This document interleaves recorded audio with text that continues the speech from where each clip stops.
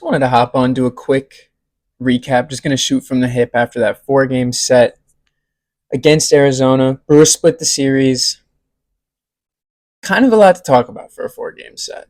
Win the first two games, not very convincingly, not very strong. Both games you hop out to a big lead and kind of let Arizona crawl back. Some positives to get into, some negatives. Let's talk about it. Game one, um, kind of a weird game. Brandon Woodruff looked great for four innings, like really great.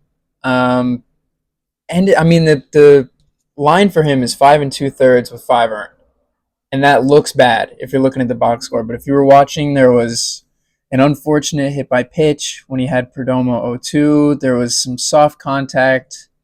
The one bad pitch was to Lourdes Gurriel, who, after a quick mound visit, it looked like Gurriel was just absolutely sitting inside heat. That's what he got, and he just roped the first pitch he saw for a 3-run homer. That was the only really loud contact in that inning. But what are you going to do? It ends up being 5 earned for Woodruff, but for the most part, he looked really sharp in this game, which is good. The better he can look going down the stretch, I think the better the Brewers are going to be. He's kind of a big X factor for them. Didn't know what you were going to get out of him coming back from all the shoulder stuff, but this was a promising start for Woodruff despite what the final line looks like. And this is one of those games where it really just was the bottom of the order setting up the guys at the top. Like Durbin, Collins, Perkins, and Monasterio all had hits. It was a good team win. The bullpen came in and pitched really well after Woodruff had to come out. Not a single run given up in 3 1/3. And all three of those guys, Mears, Uribe, Ashby, looked really sharp. So game one, not too bad. You don't like to see them letting teams stick around, get back into it after they got off to such a big lead, but they stayed strong. They didn't give the game away. So game one, not much to complain about. Game two, kind of a lot of the same. Brewers jump out to a 6-0 lead, and then kind of just the Diamondbacks just stuck around. And in all four of these games, credit to Arizona, their offense looked fantastic for the duration of this series. Like they were having good at bats, they were getting guys on, they were moving them over. Like it was very Brewers-esque offense from them. A lot of weak contact, falling for hits all over the outfield, but other than that, really just hats off to Arizona, and especially to their offense. This game, I mean, Contreras stays hot. He went 3 for 5. Just not for a game where the Brewers won and they put up 9 runs. Just not a lot of like standout performances. Mizorowski gave up 3 earned in this game, but only 1 walk. So like definitely what you want to see from him. He looked sharp. He was controlling his pitches better. And 4 hits to give up 3 runs is tough, but that's how it goes. You got 5 innings out of him, and this Brewers bullpen needs length out of the starters. Like these guys they look gassed, and I don't blame them because they're getting overworked. Like especially your Mears, your Uribes. Tobias Myers was all over this series, getting like multiple innings of work. And, I know he's stretched out, but I'd like to see some length out of the starters. Like Peralta's going tonight, and I want to see 7 out of Peralta, honestly. Like unfair to put that on a guy, but we kind of need you to hunker down and get through some innings. And he's a guy that's, notoriously gets his pitch count up there a little bit, but strong showing from the bullpen is not something you can say about game 2. Myers gives up 3, Koenig gives up 2. Jared Koenig in this game just didn't have the zone.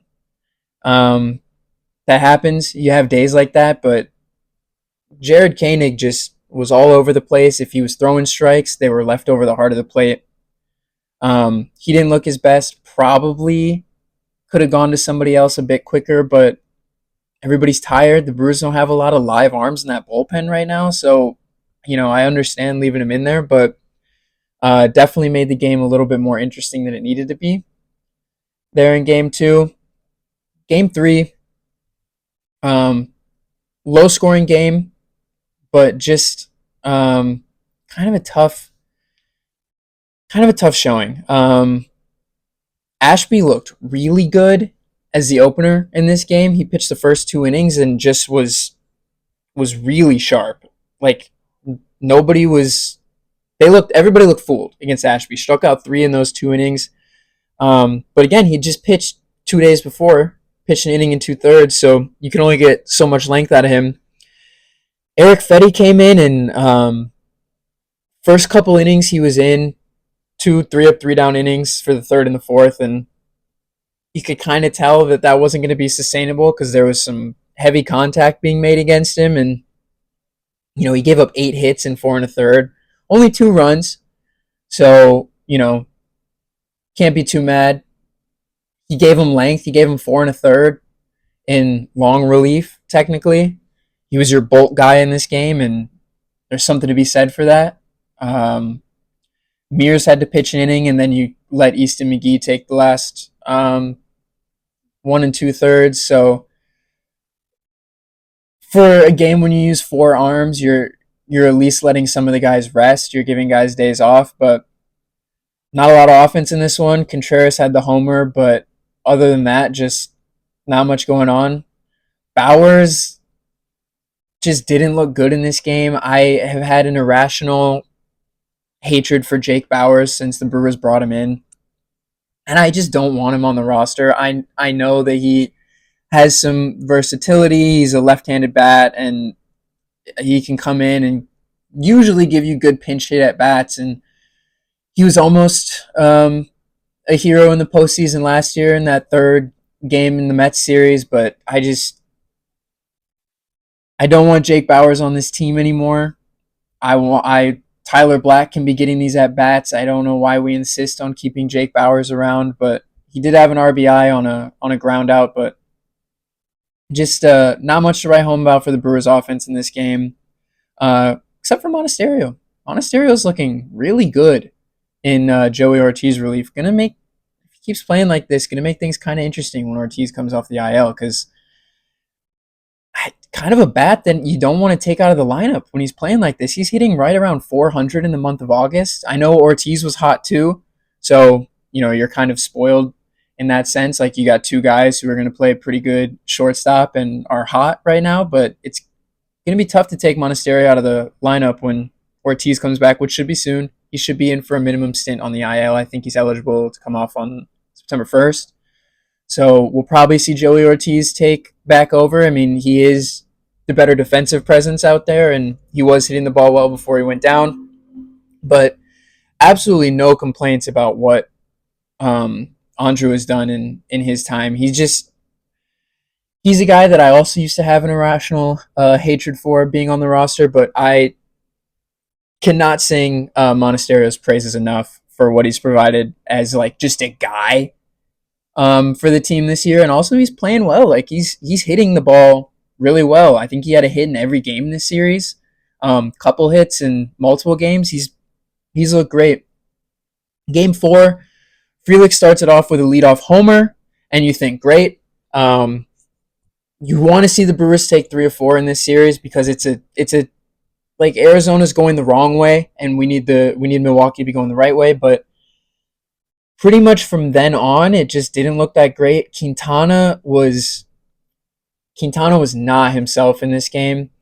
He got through 3 2/3, gave up 6 runs, 4 walks. He was wild. He was pulling sinkers. His breaking stuff wasn't biting. If he was throwing strikes, it was just right down the heart of the plate. Quintana just didn't have his best stuff in this game, and he's been excellent for the Brewers this season. Like truly has been probably the best $4 million signing they could have made. No complaints about Quintana's season as a whole, but he just didn't have it in this game. And it's another one of those games where he obviously doesn't have it, but you need bullets out of the starting rotation. You were hoping to get him through 4, maybe 5, but he just didn't have the zone. And credit to Tobias Myers and Easton McGee, both of whom pitched multiple innings, gave up no runs. A lot of defensive help in this game. Perkins robbed a homer. Frelick made a great play on what was almost going to be a homer. Took away extra bases for sure. So even the 6-4 final in favor of Arizona could have looked a lot worse. The one Perkins got up and got would have been 2 more runs off of Myers, and Frelick at least saved a run with his play out and right. No runs after the 3rd inning for either team in this game. Just really slow after they both got off to pretty hot starts. I don't know. Other than the leadoff homer for Frelick, just not to rank the. Okay, here's what I wanted to say about this game. I was watching this one at work because why not? It was an afternoon game. And the Brewers were getting guys into scoring positions. They had 10 hits in this game. They were hitting doubles. They were moving guys over. They were getting them in scoring position, and it always came with 2 outs. They would have 2 quick outs to start the inning. Somebody would hit a double, and they wouldn't be able to score them. They had opportunities in this game, and they just couldn't capitalize. You're going to get that. They've hit so well with runners in scoring position this season, especially during that hot stretch going into and coming out of the All-Star break.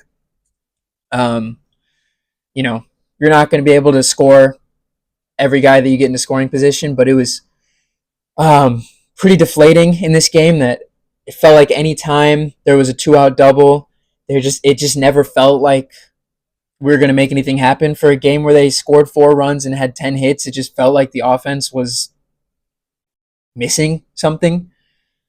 I don't have much else to say about this. Not the best Quintana start. Not his fault. He kind of got left out there in the hopes that he'd be able to find something and give the Brewers some length, but just wasn't his day. Wasn't the Brewers series. You won the first 2, you split, so you can never be too mad about splitting a 4-game set. And to be fair to Arizona, their offense is great. It was great last year. It's been great this year. They just haven't been winning games. So credit to the Diamondbacks in this one. Brewers have a tough stretch coming up. You've got Toronto on the road, who is, I think, still top record in the AL. They've been playing really well. They've been hitting. So, need to see the Brewers put up good at-bats there. Need the pitching rotation to kind of get back on track. You've got Peralta going in game 1 and Quinn Priester's going in game 2 after his start got pushed back. They made it seem like the wrist thing going on with Priester is really not that big of a deal. They moved him back 2 days, so hopefully when he goes on Saturday, it's business as usual. Really would like to see a couple longer starts out of the Brewers in this Toronto series, if at all possible. Then after that, you come back home and you've got the Phillies over the beginning of the Labor Day weekend. You've got the Phillies, and that's a tough stretch. Getting Toronto and Philadelphia back-to-back. Both teams are playing great. Schwarber had 4 home runs for the Phillies last night. This isn't a make or break because the Brewers are still the Brewers. Ortiz is coming off the IL. Churio should be back soon. He's in the dugout during yesterday's game, so kind of expecting him back any day now. And we'll see. The games that matter are the games against good teams going into September, so we'll see.